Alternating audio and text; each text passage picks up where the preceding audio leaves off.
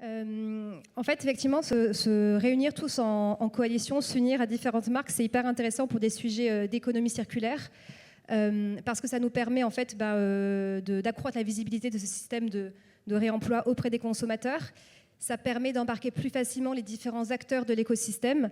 Par exemple, pour ma verticale, les pharmaciens, on s'adresse à 20 000 pharmaciens, 20 000 acteurs indépendants. Et si on vient les voir chacun indépendamment, c'est compliqué de les embarquer avec nous. Alors que si on vient les voir en étant L'Oréal, Pierre Fabre, La Rosée, SVR et Melvita, ils ont envie de nous suivre et de faire l'effort de faire de la place pour ce système et donc eux aussi de devenir acteurs de la transition écologique.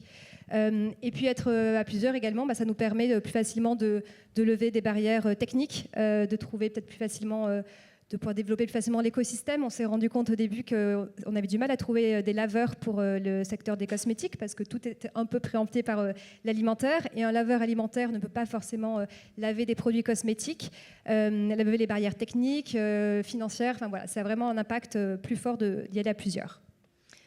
Donc La Rosée se situe donc dans cette tranche pharmacie finalement. Hélène, pour vous, Chanel est plutôt dans la tranche donc prestige de cette coalition. Quels sont les avantages et les difficultés pour vous ? Alors, au-delà de ce que vient de dire Laurane, effectivement, l'avantage majeur d'une coalition, c'est de pouvoir réfléchir à plusieurs, parce qu'on est sur un sujet extrêmement complexe à mettre en place.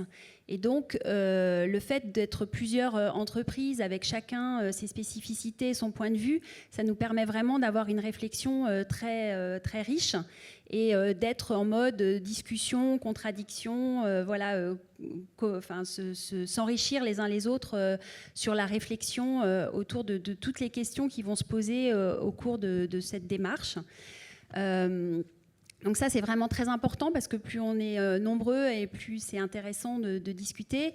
Il y a aussi le fait qu'on est effectivement accompagné de circulaires pour cette démarche-là et ça nous permet d'avoir un accompagnement de spécialistes en économie circulaire qui ont déjà mis en place des initiatives de ce type-là et donc de nous alimenter dans cette réflexion et de nous apporter effectivement des embryons de solutions qu'ensuite on va designer, nous, suivant ce qui nous intéresse de faire et nos propres choix pour ce groupe de travail.